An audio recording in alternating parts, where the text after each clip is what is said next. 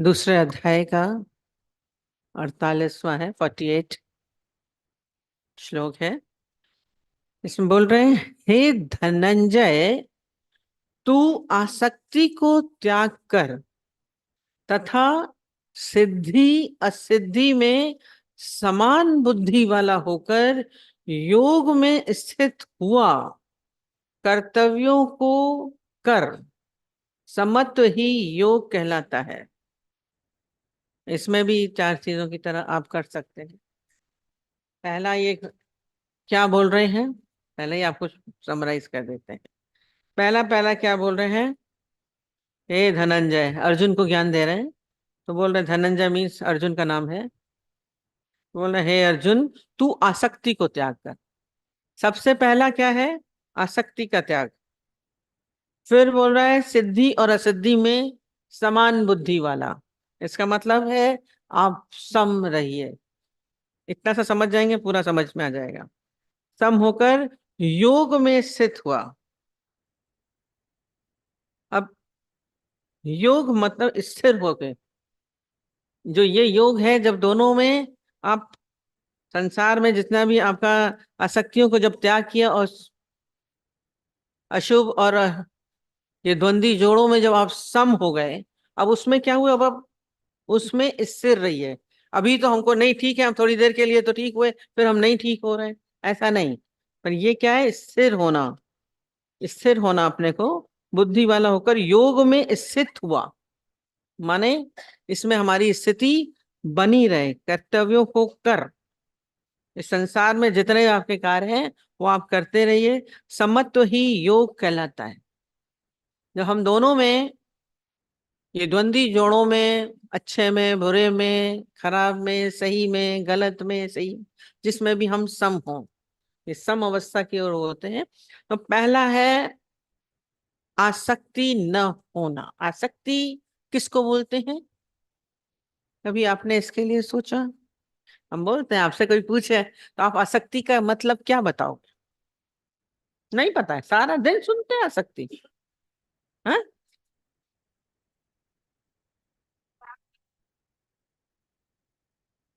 हम्म। आसक्ति है जहां सुख की आशा होती है, जहां सुख चाहता है, जिससे सुख चाहता है, उसको फिर वो क्या करता है, उसमें उसको फिर बार बार चाहता है। जहां से आपको सुख मिलता है, चाहे वस्तु हो, चाहे व्यक्ति हो, चाहे पदार्थ हो, जिससे भी आपको सुख मिल रहा है, उसको फिर आप बार बार चाहते हैं, वो मेरे पास बना रहे। है ना, वस्तु हमें अच्छी लग रही है, वो मेरे पास बनी रहे। हीरे जवाहरात है, वो मेरे पास बने रहे। गाड़ी है हमारे पास बनी रहे। कपड़ा हमारा अच्छा है, वो हमारे पास बना रहे। वस्तुएं हैं, गाड़ी है, बंगला है, पदार्थ है, घर में सब है, जो भी है वो हमारे, हमारी सब मेरे पास बने रहे। ये समझ लीजिए उसमें आपकी आसक्ति है। व्यक्ति है, चाहे बेटा है, पति है, पत्नी है, दोस्त है, जो भी है, वो मेरे पास बना रहे। उससे सुख मिल रहा है हमें, वस्तुओं से सुख मिल रहा है, पदार्थों से सुख मिल रहा है, खाने पीने से सुख मिल रहा है, उसको हम बार बार चाहते हैं। बेटे से सुख मिल रहा है, पति से सुख मिल रहा है, तो हमारी क्या होती है उसमें, आसक्ति होती है। तो उससे हम छूट नहीं चाहते। ये देखिए, आपकी आंख बंद करके कहाँ कहाँ आसक्ति है। मनुष्य सारा समय आसक्तिग्रस्त है। जैसे बोला है, आसक्ति का त्याग कर। जहां जहां आपकी आसक्ति है, यहाँ हमें उन्होंने नहीं बोला कि तू घर छोड़, पदार्थ छोड़, दुनिया छोड़, लोगों को छोड़, पति छोड़, पत्नी छोड़। नहीं, गीता के अनुसार ही दादाजी ने ज्ञान चलाया। बाहर से कुछ भी छोड़ने को नहीं कह रहे हैं, पर क्या कह रहे हैं, जो उनमें आपकी आसक्ति है, इन सब वस्तुओं से, पदार्थों से, व्यक्तियों से, प्लस परिस्थिति से, ये परिस्थिति है हमारी, ऐसी बनी रहे। अभी बहुत अच्छा है, जो परिस्थितियां हैं हमारी वो ऐसे ही बनी रहे। हमारी आसक्ति बहुत जगह है। हमारी परिस्थिति उल्टी हो गई, हमारा कोई चला गया, प्रिय चला गया, हमें दिक्कत हो गई, नुकसान हो गया, हमें दिक्कत, फायदा ही फायदा होता रहे। ये सुख की सुख मिल रहा है ना इसमें, उसमें सुख की आशा होती है, वो हमारे पास बना रहे, ये आसक्ति है। सारा समय उसी में जो हमारा मन पड़ा हुआ है, उसको कृष्ण क्या कह रहे हैं, इसका त्याग कर। या बाहर का भी बोला, बाहर का त्याग नहीं, भीतर से अपने अंदर सोचिए, ये नहीं होगा तो क्या होगा, ये वस्तु नहीं है तो कोई बात नहीं, हमारी खाने पे वस्तु है, नहीं मिलेगा कोई बात नहीं, कपड़ों में आसक्ति है, नहीं है तो कोई बात नहीं, घर में आसक्ति है, आज घर घर नहीं रहेगा हमें कोई बात नहीं, व्यक्ति बहुत अच्छा है, बेटा है, पति है, अपने अंदर तैयारी करिए, ये नहीं होगा तो हमें क्या होगा, भीतर से त्याग दीजिए, और पहले से ही। और आसक्ति होगी तो उनके बिछड़ने का, उनके जाने का, उनके नुकसान होने में आपको पीड़ा होगी, आपको दुख होगा। यदि आप रो रहे हैं किसी वजह से, आप दुखी हैं, आप हलचल में हैं, आप चिंताग्रस्त हैं, इसका मतलब आपके भीतर आसक्ति है, आपने आसक्ति का त्याग नहीं किया है।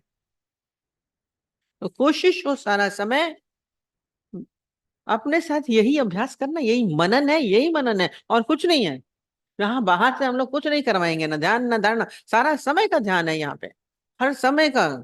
कर अठई पैर समाधि, सिख योगी खांसता दी, ये सारा समय हमारा ये चलता रहना चाहिए, ये ध्यान कि हमारा मन तो कहीं नहीं जा रहा है, हम इसके बिना रह सकते हैं, इसके बिना नहीं रह सकते। हम कितनी बार बोलते थे, गीता भगवान बोलते थे, अपने सारे जितने आपके रिश्तेदार हैं, आपके जिसमें मन है, उनके ऊपर सफेद चादर डाल के देखो, सबका मन हलचल। ऐसा तो सोच भी नहीं सकते हैं, बेटा है, पति है, पत्नी है, बहुत बहुत है, सोचेंगे भी नहीं, सफेद चादर माने नहीं रहा। ये नहीं रहेगा तो कैसा होगा, अभ्यास किया था हमने, बोला हमने अभ्यास किया था अपने साथ। जब आपका अभ्यास होगा तो आसक्ति हटेगी, नहीं तो नहीं हटेगी। ये भीतर का त्याग आपका होता रहेगा, अभी का नहीं है। हमारा अंदर वाला किसी भी चीज में न जाए, जो भी कुछ हो रहा है। फिर बोला है,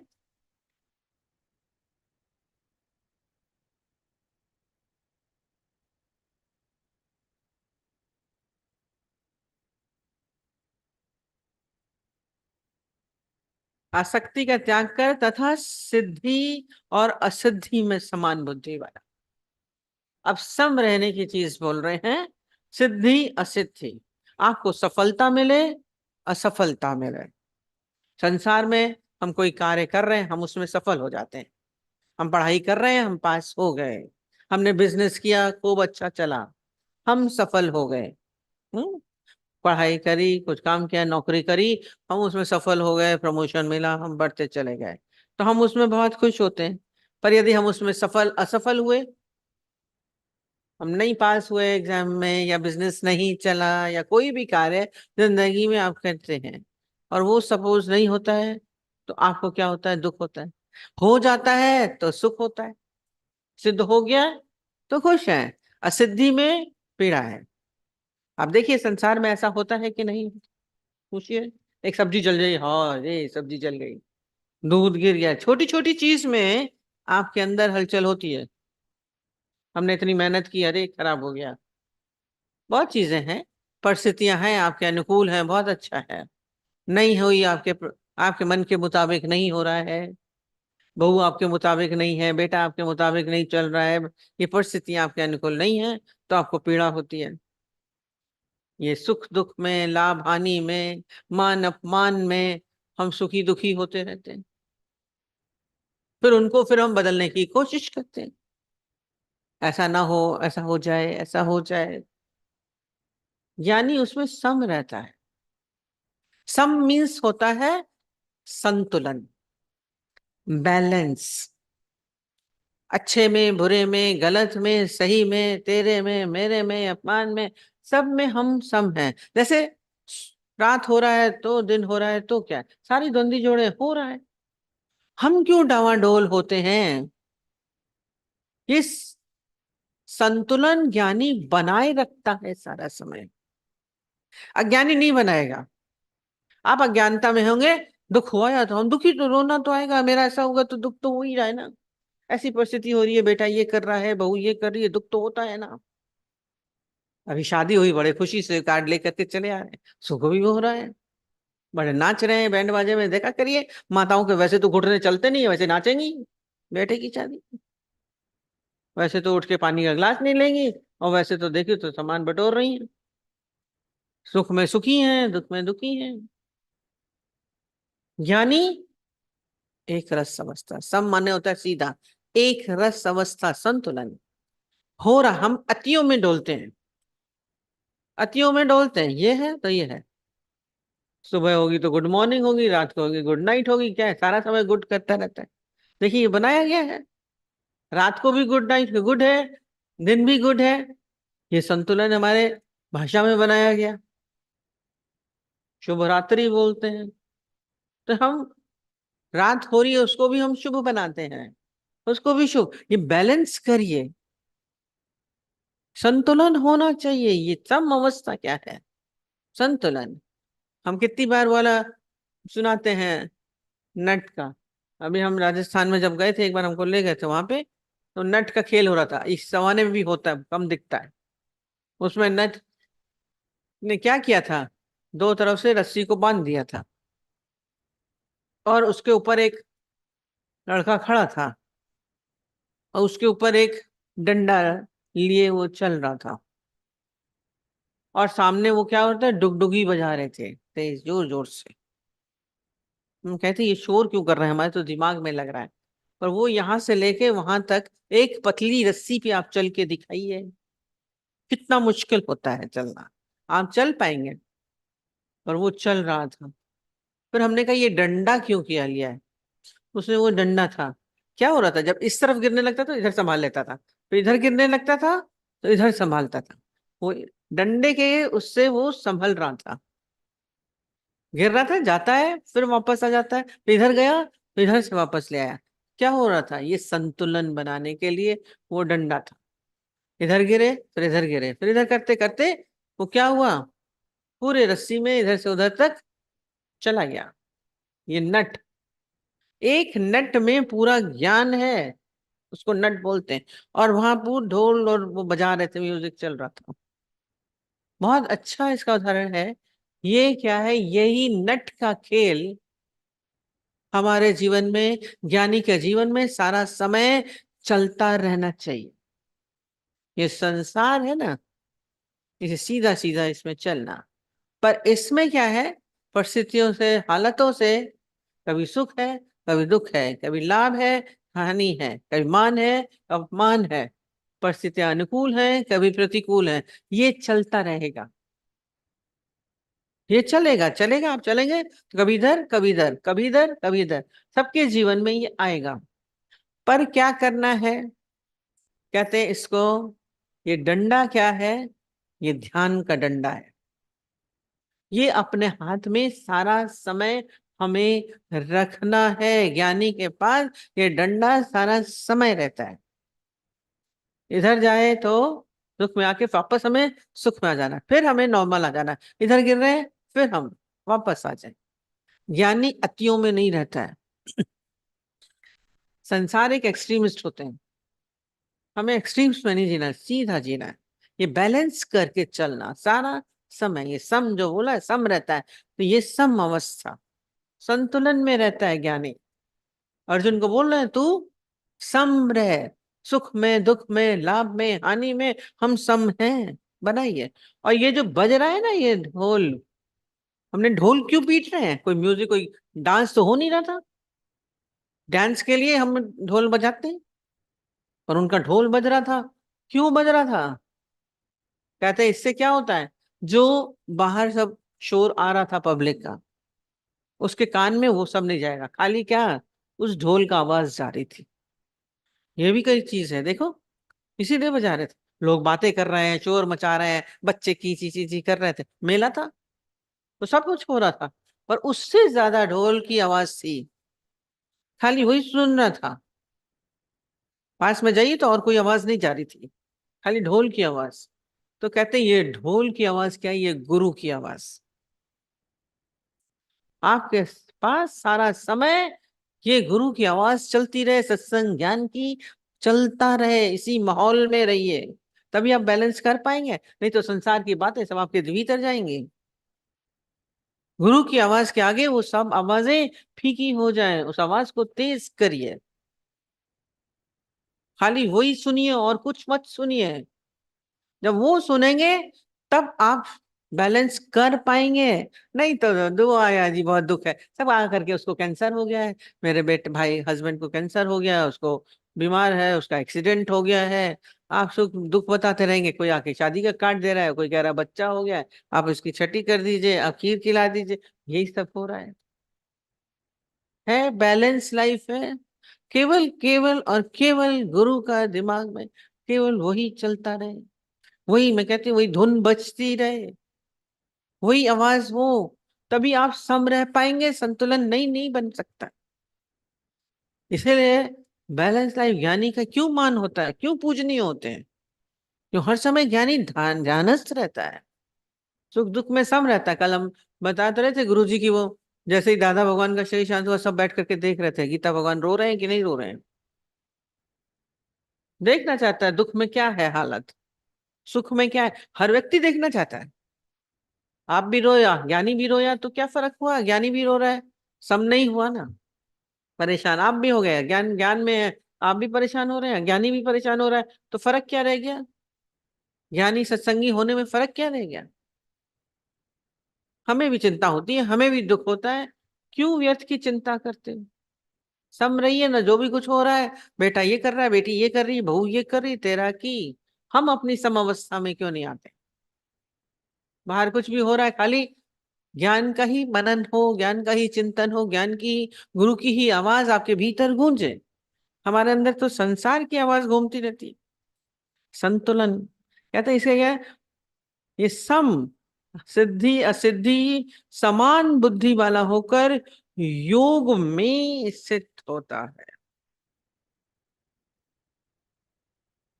जिसने इसको साध लिया वही योग हुआ, वही योगी होता है, वही परमात्मा से मिलता है, तो वही योग कहलाता है। इस कर्तव्य को कर, संसार में जो भी आपके हैं कर्म हो रहे हैं, वो कैसे करिए? सम अवस्था होके, सम अवस्था में हो करके, समत्व भाव में। ज्ञानी समत्व भाव में जीता है, हम समत्व भाव में नहीं रहते, हम उसको चेंज करना चाहते हैं, परिस्थिति को बदलना चाहेंगे, व्यक्ति को बदलना चाहेंगे, जो भी हमारे सामने है, चाहे वस्तुएं चाहे पदार्थ, हम उसको बदलना चाहते हैं। क्यों बदलना चाहते हैं?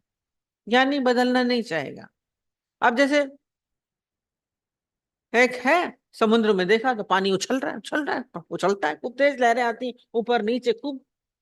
अब एक आदमी जब वहां में गया, कहता समुद्र, तो चुप क्यों नहीं हो जाता, शांत? पानी तो सीधा सीधा शांत बहता है, तुम उछल उछल के क्यों बह रहे हो? चुप, सीधे हो जाओ। अब सीधा होगा भले हो, और तो जगह पानी सीधा सीधा बहता है, तुम उछल उछल के बह रहे हो, सीधे हो जाओ।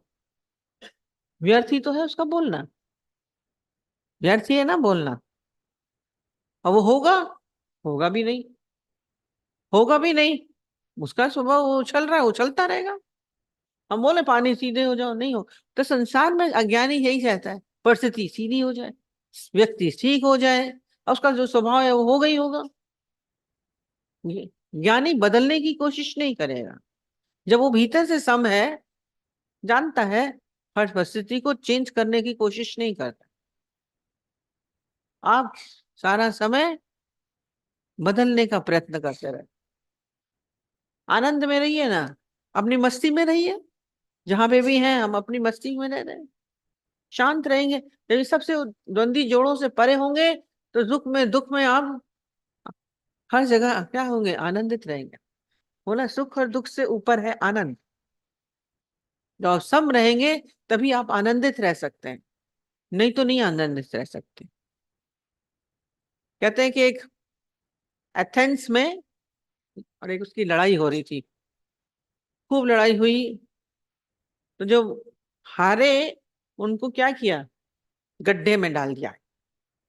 इतने ज्यादा क्रूरता होती थी, एक बड़ा सा गड्ढा था, हारे हुए व्यक्ति को छोड़ा नहीं, एक गड्ढे में डाल दिया, और ऊपर से खाली टुकड़े टुकड़े ब्रेड के डालते रहते थे, खाएं, मतलब जिंदा भी रहे, मरे, तंग करने का तरीका था थोड़ा सा।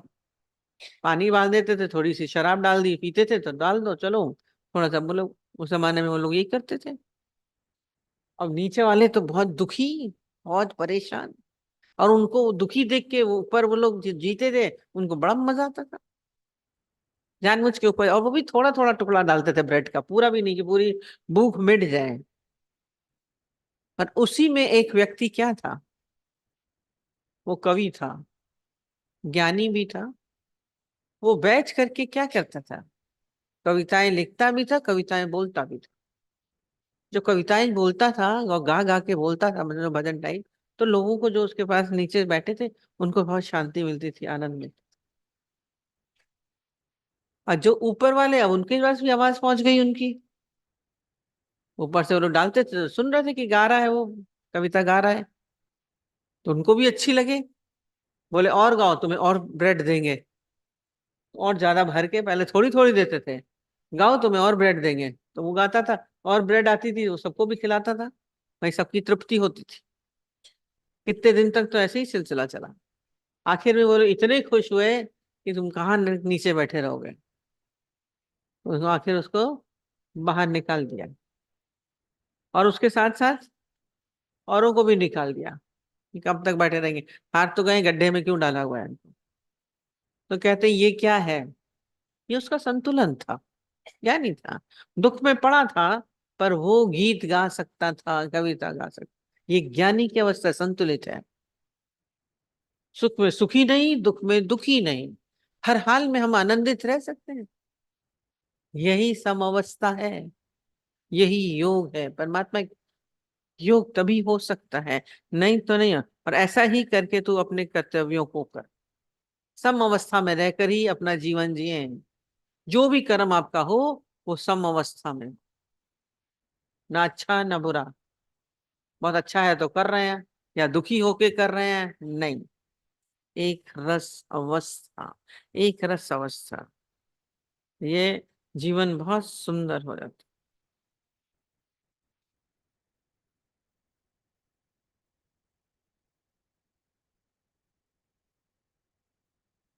साधना साधते रहिए सारा समय।